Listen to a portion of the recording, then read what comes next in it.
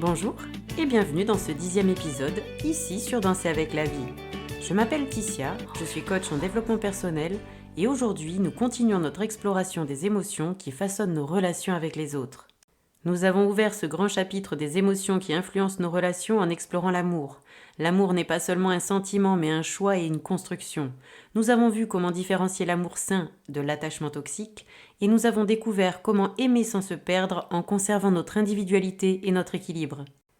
L'amour, pour grandir et durer, a besoin de nourriture émotionnelle, d'attention et surtout de reconnaissance. C'est là que nous en arrivons à l'émotion du jour, la reconnaissance. Si l'amour est la graine d'une relation, alors la reconnaissance en est l'eau et la lumière. Mais qu'est-ce que la reconnaissance exactement ? C'est cette capacité à voir et apprécier ce que l'autre fait pour nous. C'est exprimer de la gratitude pour les petits gestes comme pour les grandes actions. C'est faire sentir à l'autre qu'il ou elle compte, que son existence et ses efforts ne passent pas inaperçus. La reconnaissance nourrit et renforce les liens que nous avons avec nos proches. A l'inverse, le manque de reconnaissance use les relations, crée de la frustration et de la distance. Pourquoi certaines relations se dégradent alors qu'elles avaient si bien commencé ? Pourquoi est-il parfois si difficile d'exprimer sa gratitude et d'accepter celle des autres ? Comment apprendre à pratiquer la reconnaissance au quotidien pour enrichir nos relations ? Aujourd'hui, nous allons voir pourquoi la reconnaissance est essentielle à notre bien-être et à celui de nos relations, comment différencier la reconnaissance sincère de la validation excessive, et des outils concrets pour apprendre à exprimer et à recevoir de la gratitude de manière naturelle et équilibrée.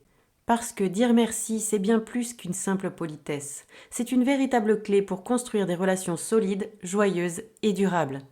Installe-toi confortablement, prends une grande inspiration et ensemble explorons la puissance de la reconnaissance. Si tu le souhaites, ferme les yeux un instant. Pense à la dernière fois où quelqu'un t'a remercié sincèrement. Peut-être un ami, un collègue, un membre de ta famille. Comment t'es-tu senti à ce moment-là ? As-tu ressenti une chaleur intérieure ? Une sensation d'être vu, d'être apprécié ? Cette reconnaissance a-t-elle renforcé ton lien avec cette personne ? Maintenant, pense à l'inverse. Un moment où tu as fait quelque chose d'important pour quelqu'un, sans recevoir de reconnaissance. As-tu ressenti de la frustration ? De l'incompréhension ? As-tu eu l'impression que tes efforts étaient invisibles, voire inutiles ? Cette absence de reconnaissance a-t-elle influencé ta relation avec cette personne ? La reconnaissance est une force invisible qui transforme nos relations et notre perception de nous-mêmes. Mais comment agit-elle réellement sur nous ? Pourquoi certaines personnes ressentent-elles un besoin plus grand de reconnaissance que d'autres ? La reconnaissance est bien plus qu'une simple politesse. Elle nourrit notre bien-être émotionnel et renforce notre connexion aux autres. Voici les 3 niveaux d'influence de la reconnaissance. Sur notre bien-être personnel, être reconnu pour nos efforts ou notre présence renforce notre estime de soi. Cela nous aide à valider nos actions et notre valeur dans une relation, une famille ou un groupe. Sur nos relations, exprimer de la reconnaissance renforce les liens et évite les ressentiments. A l'inverse, un manque de reconnaissance peut éroder une relation et créer de la distance émotionnelle. Sur notre motivation et notre engagement, dans le travail, un employé qui se sent reconnu sera plus motivé et investi. Dans le couple ou l'amitié, une personne qui se sent valorisée sera plus encline à donner et à s'impliquer. La reconnaissance, c'est le carburant de l'engagement et du bien-être relationnel. Et pourquoi avons-nous des besoins de reconnaissance différents ? Certaines personnes ont un grand besoin de reconnaissance, tandis que d'autres semblent moins en dépendre. Pourquoi ? 3 facteurs influencent notre rapport à la reconnaissance. Notre éducation et notre passé affectif. Si nous avons grandi dans un environnement où nos efforts étaient rarement remarqués, nous pouvons ressentir un fort besoin de validation à l'âge adulte.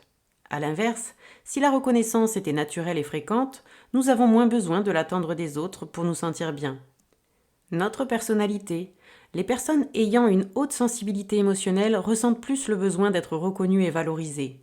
D'autres, plus indépendantes, peuvent trouver leur satisfaction ailleurs sans attendre forcément un retour extérieur. nos expériences de vie. Une accumulation de relations où la reconnaissance manquait peut nous rendre plus sensibles à son absence. A l'inverse, un excès de validation artificielle, comme sur les réseaux sociaux, peut nous habituer à chercher constamment du feedback externe. Nous avons tous un rapport unique à la reconnaissance, mais personne ne peut s'en passer totalement. Le manque de reconnaissance est l'un des plus grands destructeurs de relations. Voici les conséquences. L'usure des relations. Lorsque quelqu'un donne beaucoup sans jamais recevoir de gratitude, il finit par se fatiguer et peut même s'éloigner émotionnellement. Un partenaire qui fait des efforts pour l'autre mais ne reçoit jamais de remerciements finit par se sentir dévalorisé. La diminution de la motivation. Sans reconnaissance, nous avons l'impression que nos efforts ne comptent pas. Un employé qui donne tout mais n'est jamais valorisé finit par se désengager et perdre toute motivation. L'accumulation de frustration et de rancœur. Un manque de reconnaissance répétée peut mener à des tensions et des conflits latents. Une personne qui se sent invisible dans son groupe d'amis peut peu à peu se retirer et couper les liens. Ne pas reconnaître l'autre, c'est peu à peu l'éloigner. Voici un exercice pour identifier son rapport à la reconnaissance. As-tu besoin de reconnaissance pour te sentir valorisé dans une relation ? Te sens-tu souvent frustré quand tes efforts passent inaperçus ? Es-tu du genre à exprimer ta gratitude ? Ou gardes-tu souvent tes remerciements pour toi ? Quelle est la dernière fois où quelqu'un t'a fait sentir que tu comptais ? Note tes réponses et commence à réfléchir à ton propre rapport à la reconnaissance. Nous avons vu comment la reconnaissance influence nos relations et notre bien-être, et pourquoi elle est essentielle pour nourrir des liens solides et sains. Mais alors, comment intégrer plus de reconnaissance dans notre quotidien ? Comment faire en sorte que la gratitude ne soit pas juste une formalité, mais un vrai moteur relationnel et personnel ? Dans cette partie, nous allons explorer 3 étapes essentielles pour maîtriser l'art de la reconnaissance et l'intégrer naturellement dans notre vie. Apprendre à exprimer sa reconnaissance de manière sincère et impactante, accepter la reconnaissance des autres sans malaise et créer un rituel de gratitude pour renforcer ses relations. Beaucoup de gens pensent qu'ils expriment leur reconnaissance, mais le font-ils vraiment de manière efficace ? Un simple merci, bien qu'important, n'est pas toujours suffisant. Voici 3 clés pour exprimer une reconnaissance qui marque. La première, être spécifique. Dire merci, c'est bien, mais préciser merci pour, c'est encore mieux. Par exemple, au lieu de dire merci pour tout, dites merci d'avoir pris le temps de m'écouter quand j'en avais besoin. Ça m'a vraiment aidé. La deuxième clé, l'exprimer verbalement et par des actions. Les mots sont puissants, mais les gestes le sont tout autant. Par exemple, remercier un ami pour son soutien et lui offrir un petit moment ensemble pour lui montrer qu'on l'apprécie.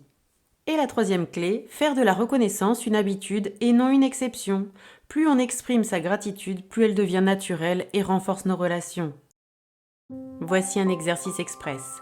Écrire un remerciement puissant. Pense à une personne que tu aimerais remercier aujourd'hui. Écris un message détaillé et sincère, en expliquant pourquoi tu es reconnaissant. Envoie-le et observe la réaction de l'autre.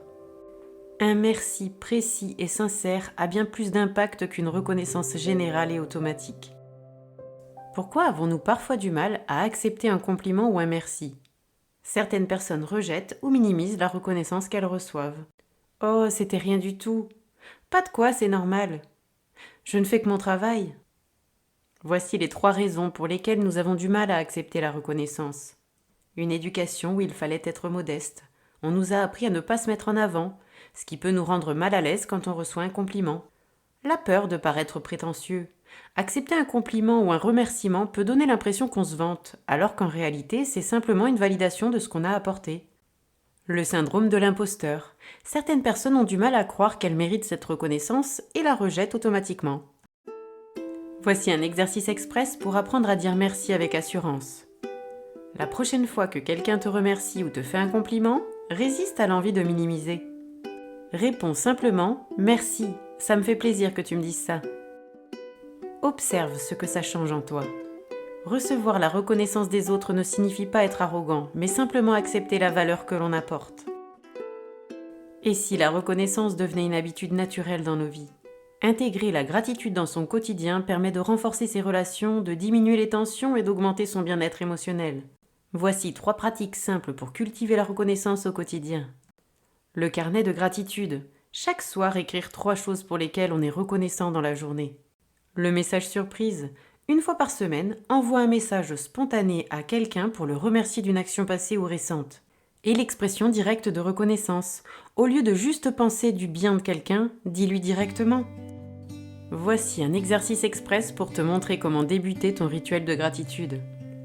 Ce soir, écris dans un carnet 3 choses qui t'ont apporté de la joie aujourd'hui. Choisis une personne à qui tu veux exprimer ta reconnaissance et envoie-lui un message. Note comment tu te sens après avoir fait cet exercice. Plus on cultive la gratitude, plus nos relations deviennent riches et profondes. Voici un exercice final, la reconnaissance en action. Prends ton carnet et note tes réponses à ces questions.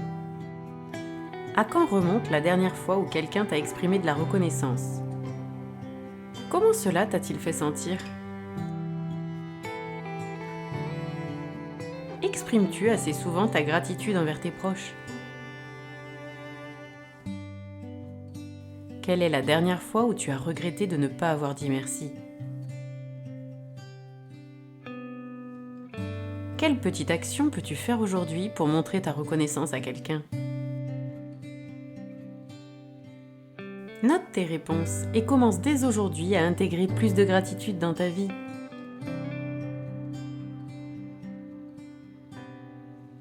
Dans notre précédent épisode, nous avons exploré l'amour sous toutes ses facettes, comment il se construit, se nourrit et s'entretient au quotidien. Nous avons découvert que l'amour véritable va au-delà des simples sentiments, il nécessite une attention constante, une communication ouverte et une appréciation mutuelle. Aujourd'hui, en nous penchant sur la reconnaissance, nous avons mis en lumière son rôle crucial en tant que ciment des relations humaines. Exprimer et recevoir de la gratitude renforce les liens, crée un environnement de confiance et favorise une connexion émotionnelle profonde. La reconnaissance, en valorisant les efforts et les qualités de chacun, nourrit l'amour et le fait grandir. Malgré l'amour et la reconnaissance, il arrive que des blessures profondes comme le sentiment d'abandon viennent perturber nos relations et notre bien-être personnel. Ce sentiment, souvent enraciné dans des expériences passées, peut engendrer une peur constante de la séparation ou du rejet, affectant notre capacité à nous engager pleinement dans nos relations. Dans notre prochain épisode, nous aborderons les origines du sentiment d'abandon, comment se forme-t-il et quelles sont ses manifestations, les impacts sur nos relations, comment cette peur influence-t-elle nos comportements et nos choix relationnels, et des stratégies pour surmonter cette blessure, des outils et des exercices pour reconstruire la confiance en soi et en l'autre. Comprendre et guérir du sentiment d'abandon est essentiel pour vivre des relations épanouissantes et authentiques.